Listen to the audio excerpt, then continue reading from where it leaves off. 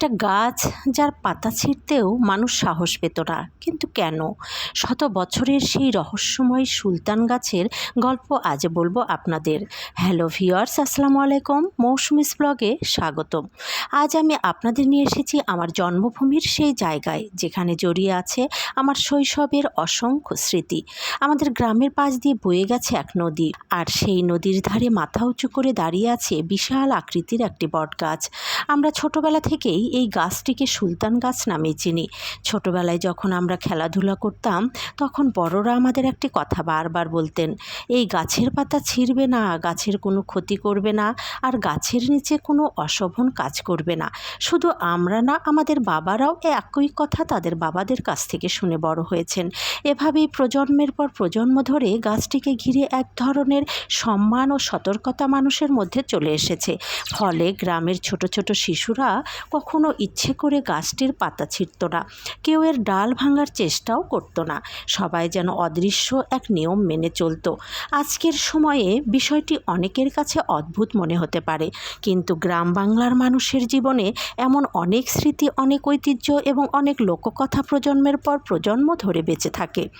এই গাছটিকে নিয়ে আমাদের এলাকায় অনেক গল্প প্রচলিত আছে। কেউ বিভিন্ন ঘটনা বর্ণনা করেন, আবার কেউ তাদের পূর্বপুরুষদের কাছ থেকে শোনা কথা আমাদের বলেন। আমি ছোটবেলা থেকে আরেকটি ঘটনা শুনে আসছি, অনেক বছর আগে নাকি এই বটগাছটি বিক্রি করে দেওয়া হয়েছিল। যারা গাছ কাটতে এসেছিলেন তারা কিছুক্ষণ কাজ করার পর আর গাছটি কাটেননি। আমি নিজের চোখেও দেখেছি গাছটি শেষ পর্যন্ত কাটা হয়নি।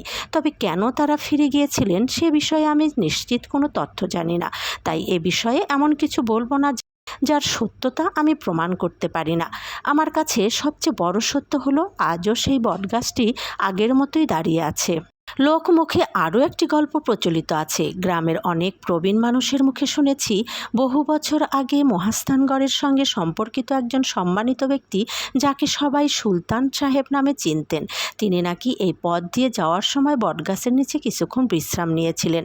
এরপর থেকেই মানুষ গাছটিকে সুলতান গাছ নামে ডাকতে শুরু করে। তবে এই ঘটনাটির ঐতিহাসিক সত্যতা আমি নিশ্চিত করে বলতে পারি না, কারণ এটি মূলত মানুষের মুখে মুখে প্রচলিত একটি কাহিনী। কিন্তু একটা বিষয় নিশ্চিত, আমাদের ছোটবেলায় আমাদের স্মৃতি, আমাদের গ্রামের ইতিহাস এবং এই গাছ সব কিছু যেন একে অপরের সঙ্গে জড়িয়ে আছে। আজও যখন এই গাছের দিকে তাকাই, তখন মনে হয় এটি শুধু একটি বটগাছ নয়, বরং কয়েক প্রজন্মের নীরব সাক্ষী।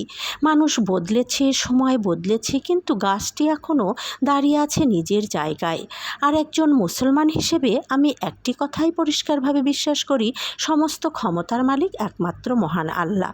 কোনো গাছ, কোনো স্থানে কিংবা কোনো সৃষ্টি নিজ থেকে উপকার বা ক্ষতি করার ক্ষমতা রাখে না। তবে আল্লাহর সৃষ্টি হিসেবে প্রকৃতিকে ভালোবাসা, ইতিহাসকে সম্মান করা এবং পূর্বপুরুষদের স্মৃতি সংরক্ষণ করা আমাদের দায়িত্ব। ইনশাআল্লাহ পরবর্তী পর্বে আমরা কথা বলবো এই গাছের জমির আসল মালিকের সঙ্গে। তিনি বহু বছর ধরে এই গাছকে নিজের চোখে দেখে আসছেন। তিনি কি দেখছেন, কি শুনেছেন, আর বর্তমানে কেন তিনি এই জায়গাটিকে বিশেষভাবে দেখাশোনা করছেন, সেই জানার জন্য অবশ্যই অপেক্ষা করুন সুলতান গাছ পর্ব 2 এর জন্য। আল্লাহ হাফেজ।